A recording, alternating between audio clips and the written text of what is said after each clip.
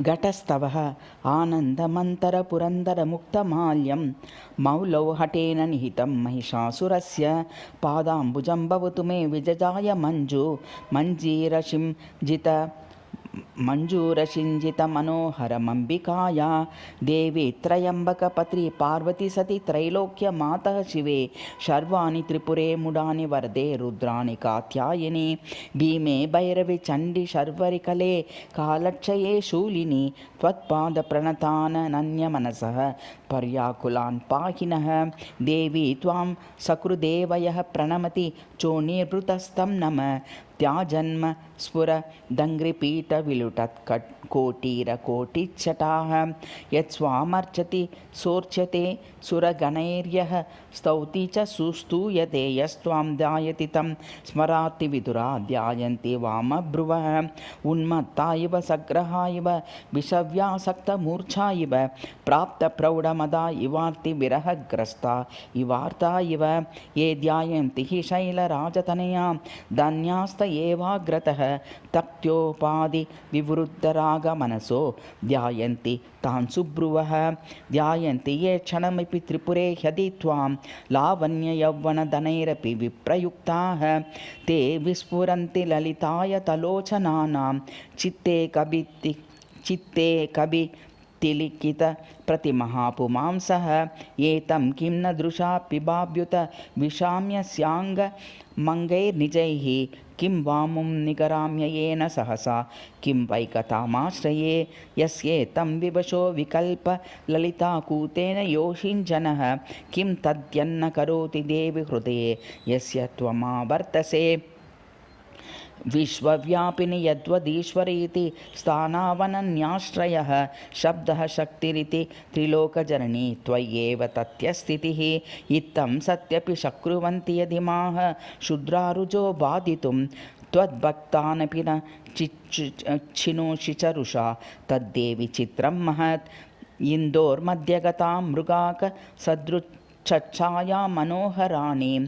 पाण्डुत्फुल सरोरुहासनगता स्निग्धप्रदीपच्छविं वर्षतीममृतं भवानीं भवतीं ध्यायन्ति ये देहिनः ते निर्मुक्तरुजो भवन्ति रिपवः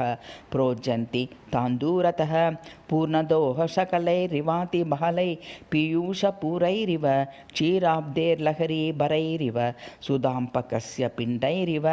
प्लायैरैव निर्मितं तव वपुर्ध्यायन्ति ये श्रद्धया चिन्तात निर्हितार्तितापविपदस्ते सम्पदं बिभ्रति ये संस्मरन्ति तरलां सहसोल्लसन्तीं त्वां ग्रन्थि पञ्चकविदं तरुणार्कशोनां रागार्णवे बहलरागिनी मच्चयन्ति कृत्स्नं जगद्ददति चेतसि तान् मृगाक्षः लाक्षारसस्रपितपङ्कजतं तु तन्वीम् अन्तस्मरन्त्युनिधनं भवतीं भवानी यस्तं स्मर प्रतिमम प्रतिमस्वरूपाः नैत्रोपलय मृगदृशो मृषमर्चयन्ति स्तुमस्त्वां वाचमव्यक्तां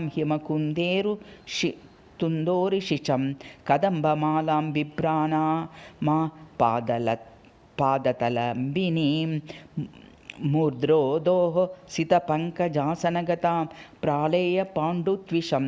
वर्षतीममृतं सरोरुहभुवो वक्त्रेऽपि रङ्ग्रेऽपि च अच्छिद्ना च मनोहरा च ललिता चातिप्रसन्नापि च त्वामेव स्मरतः स्मरारिदयिते वाक्सर्वतो वल्गति ददातीष्टान् भोगान् क्षपयति रिपून्हन्ति विपदो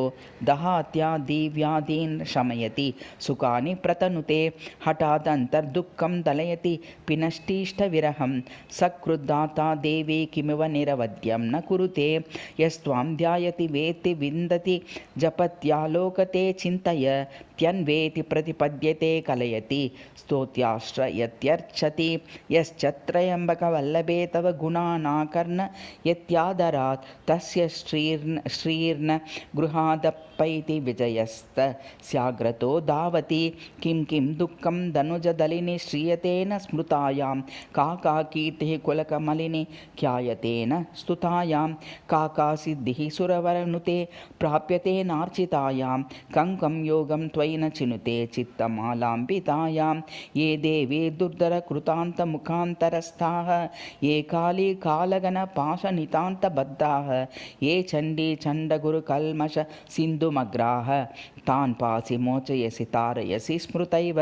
लक्ष्मी वशीकरणचूर्णसहोदराणि त्वत्पादपङ्कजरजांसि चिरं जयन्ति यानि प्रणामि मिलितानि नृणां ललाटे लुपन्ति देवलिखितानि दुरक्षराणि रे मूढाः किमयं मृतैव तपसा काय परिक्लिश्यते यज्ञैर्वा बहुदक्षिणैः किमितरे रिक्त्रीक्रियन्ते गृहाः भक्तिश्चेजविनाशिनी भगवती पादद्वयी सेव्यताम् उन्निताम् उन्निद्रां बुरुहातपत्रसुभगा लक्ष्मीः पुरो धावति याचेन कञ्चन कञ्चन वञ्चयामि सेवेन कञ्चन निरस्तसमस्तदैन्यः श्लक्ष्णं वसे मधुरमञ्जिभजे वरश्रीः देवी ह्यदे स्फुरति मे कुलकामधेनुः नमामि यामिनी कृतकुन्तलां भवानीं भवसन्ताप निर्वापन सुधानदीम् इति श्रीकालिदासविरचित पञ्चस्तव्यां तृतीयः घटस्थवः।